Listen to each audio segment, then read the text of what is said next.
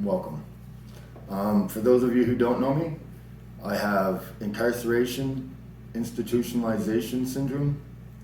In this segment of my video, we're going to go over 5 things about institutionalized people, and I hope this is very informative. These are only my personal views.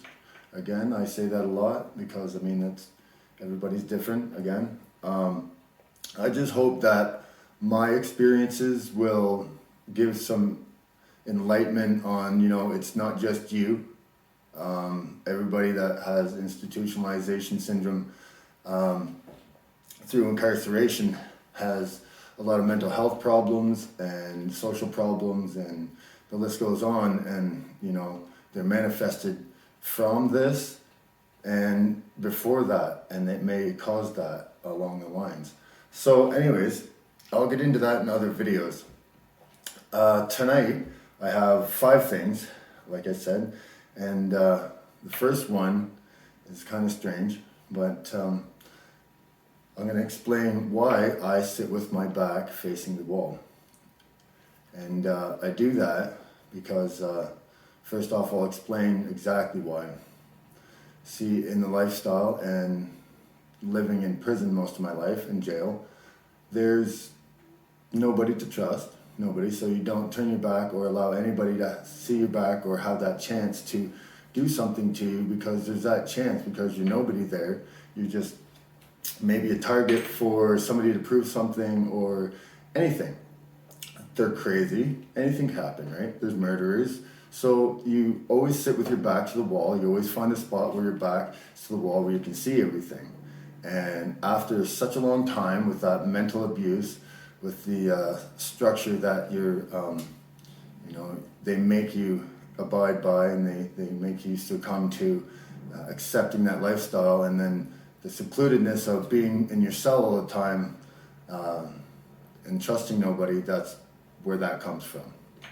So for a solution for that, I had great friends. They were very blunt, my real friends, and I want to say thank you for that right now.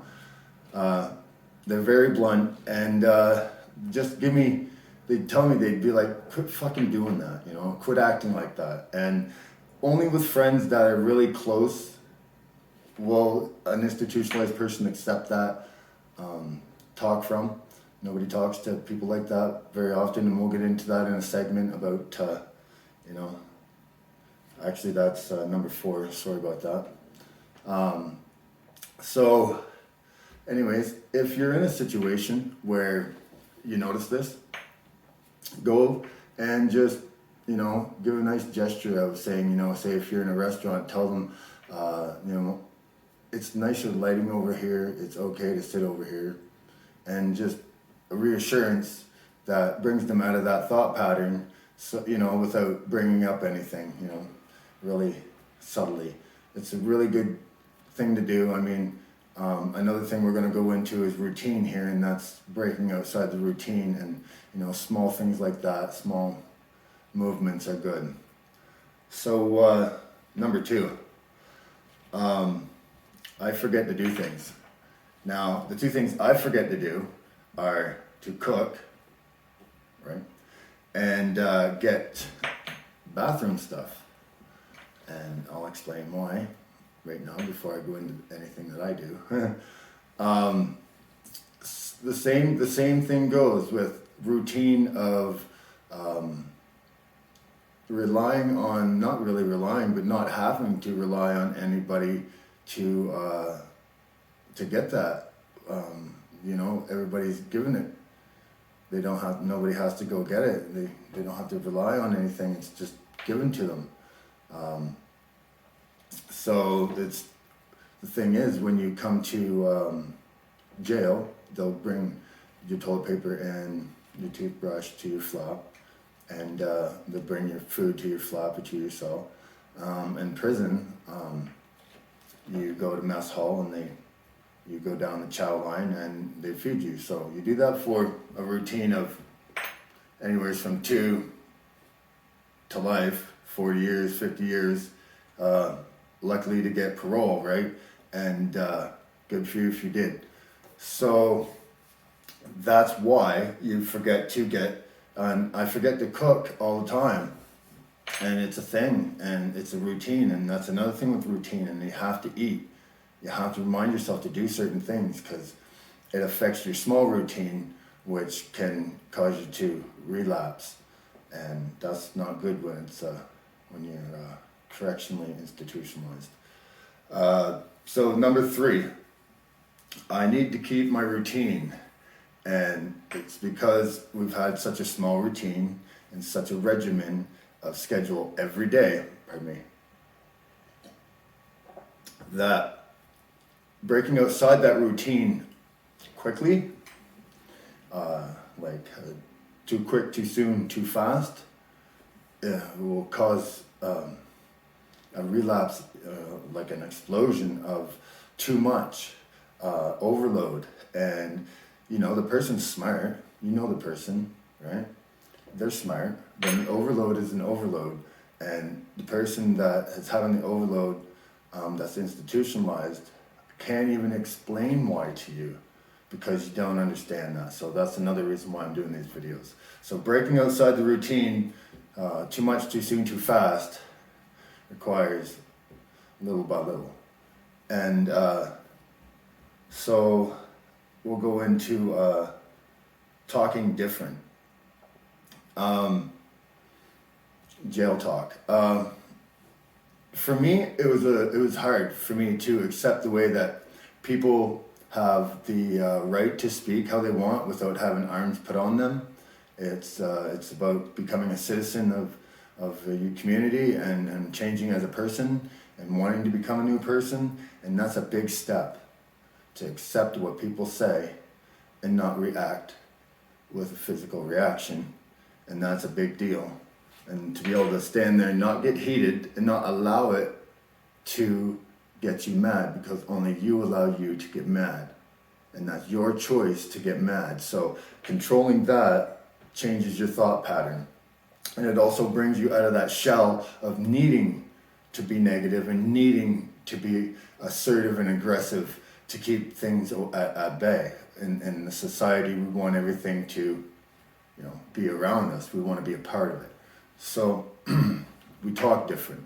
You're going to hear certain people talk like, when I was in, and when I was out, things like that, in and out, or just a lot of jail, different terminology.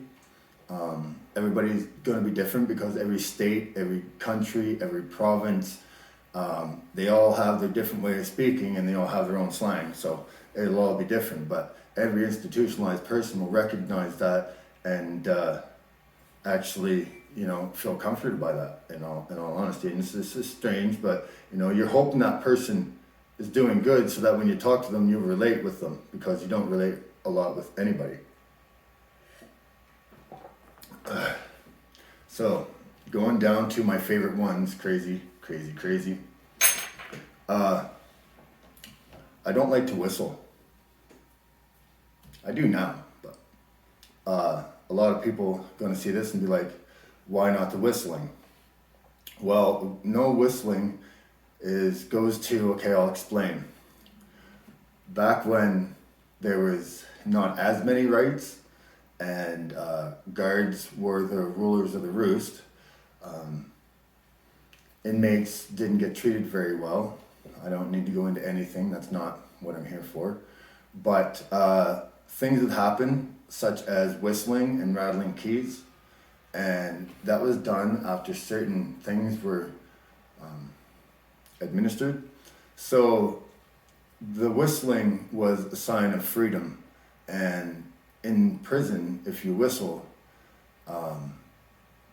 you're a target immediately, because there's so many people in there. Somebody will make a name for themselves if another older calibered individual says something about that. It's a big mistake and you won't forget it. So I think the solution to that is, when you come out, and if you're out, I think you need to whistle.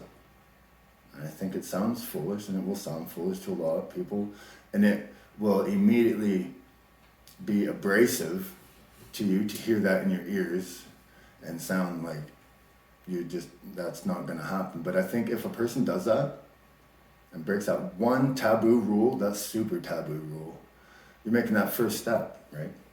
So I mean, in between my videos, it'd be nice if I could get some feedback on people who were correctionally institutionalized. So I hope this video gives some insight for some individuals who are struggling with I.I.s. I appreciate everything and thank you for watching. So I'm just going to take a second here to thank everybody. Very big special thanks to all my new subscribers. Thank you for believing in my channel, and thank you for believing in what it represents. To everybody who personally knows me, I want to take a second here and personally thank you for sticking with me and being there. Thank you very much.